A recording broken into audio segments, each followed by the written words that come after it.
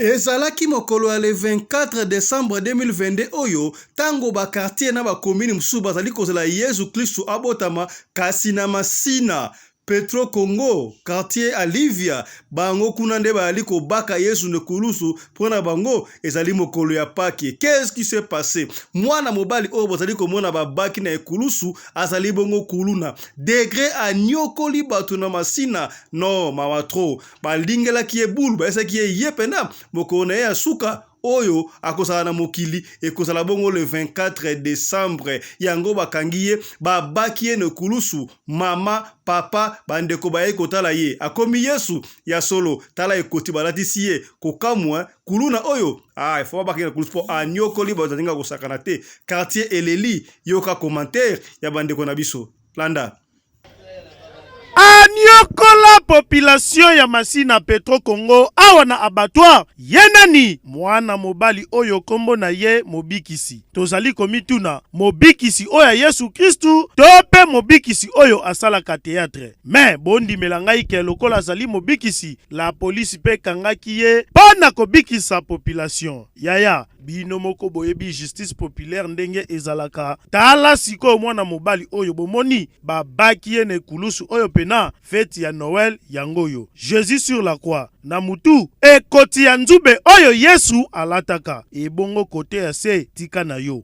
oyo alati lingwanda pampers tope ezali cache-couche situation oyo ekamwisi mutu nyonso ndenge bozali komona ye boye mwana mabe makasi soki akutani na yo machette erataka te il faut kaka makila etanga kutu population tellement esengwelekaki makasi balobaki boye mona mwana ya kitoko boye waza nano na venir liboso na ye kosala makambo mabe yokisa biso pasi sirema toyebi eza milimo mabe meposa na biso ezali kiye bakonza mboka basala effort ya kosunga koredike bana koboma bango te parce que kati na bana oyo batalant ezali bana oyo bakokota armée tozana problème na ese mwana machette wana so ake kokatela biso ata ba Rwandais toko sepela biso yaki ane musala kobati ya population na biloko na bango kota mutu alolenga boye lokola kalashi azobotela batu ko violer kosa batu ba massacre makasi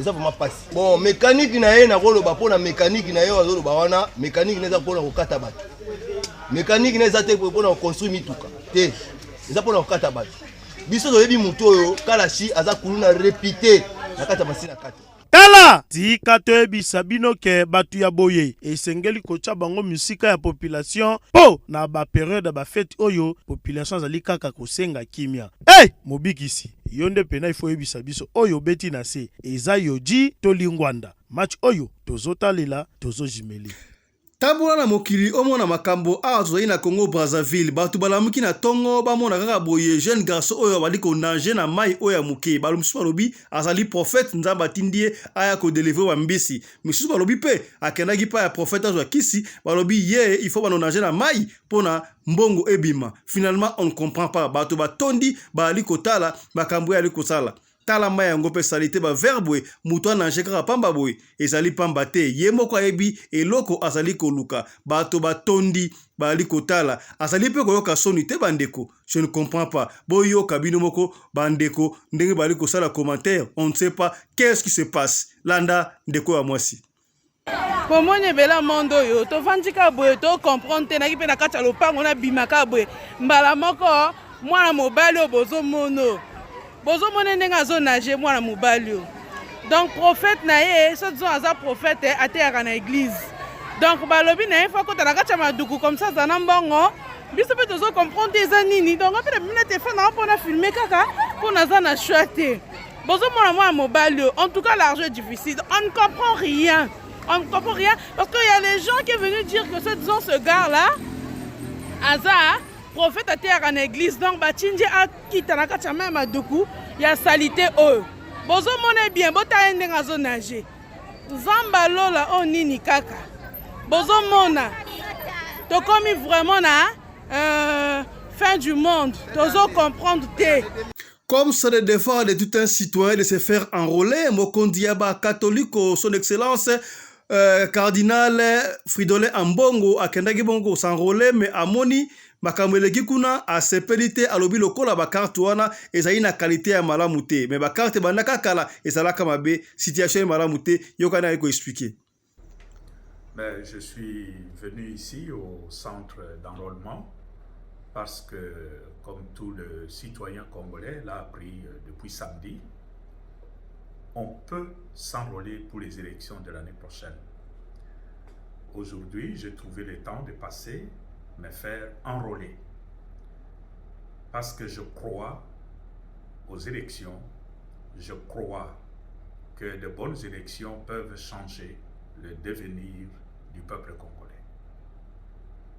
Je suis arrivé dans ce centre, ici au collège Saint-Raphaël. J'ai été très bien reçu par le personnel commué au service, très gentil, même s'ils travaillent un peu dans un cadre pas très élégant, mais ils sont dévoués, ils sont de bonne volonté, ils font très bien leur travail et le service a été fait comme il se doit.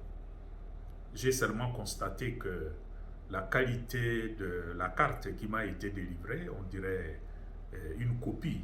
L'image est en blanc-noir, contrairement à ce qu'on avait avant. J'ai eu un peu comme l'impression qu'en 2015, en 2005, la carte avait meilleure qualité. Et puis en 2015, 16, 11 d'abord et puis 18. Au fur et à mesure qu'on avance, la qualité diminue. Ce serait quand même bien que le service de la CENI veille un peu à ça. Pour le reste, si j'ai un message pour la population, c'est plutôt un message d'encouragement, de mobilisation, de sensibilisation pour que tous ceux qui ont l'âge et qui remplissent les conditions de se faire enrôler puissent venir nombreux. Parce que c'est de cela que dépendra demain la qualité des élections. À partir de l'enrôlement, nous saurons par circonscription combien de sièges revient et plus on est nombreux, plus nous savons faire de bons choix lors des élections. Donc, aux uns et aux autres, c'est plutôt cette invitation à aller nous faire enregistrer, enrôler. Radio Collectivia Fiston, tous s'abonner massivement, c'est validé. Mobali mbinga na munangolo aboya hydroquinone soki ezotambola basheri bazokoya mayanga na retrouve douce tendresse affection epa na yo nasalelo nini mpo ndimake na kupendaka sana shitakwacha pelende wenjoro.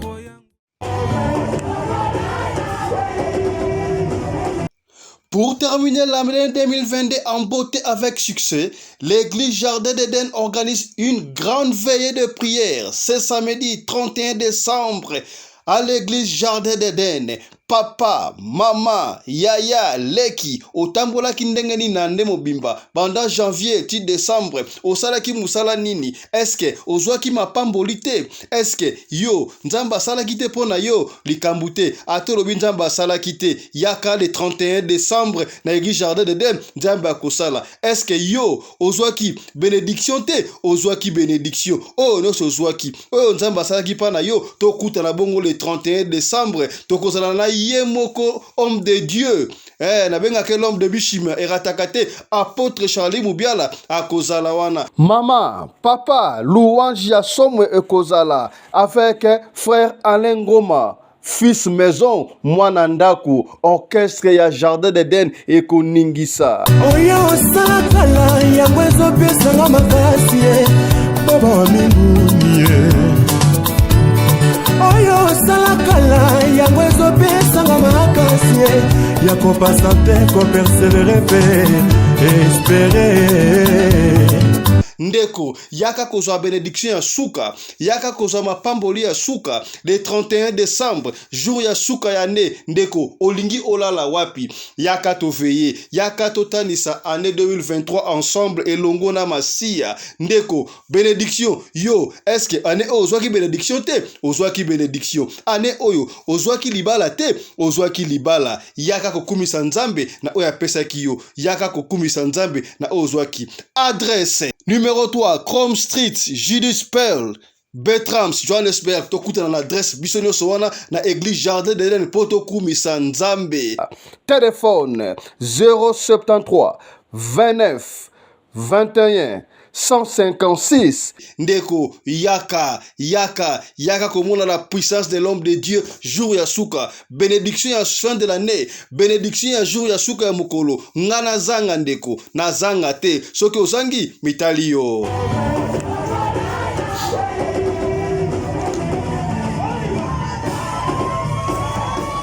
Pour l'habillement des classes de vos enfants, pour l'élégance de vos enfants, désormais, visitez le magasin Little People Shop chez Mama Charlotte Caputo. Little People Shop chez Mama Charlotte Caputo, l'habillement officiel de vos enfants. Awa et pas Mama Charlotte.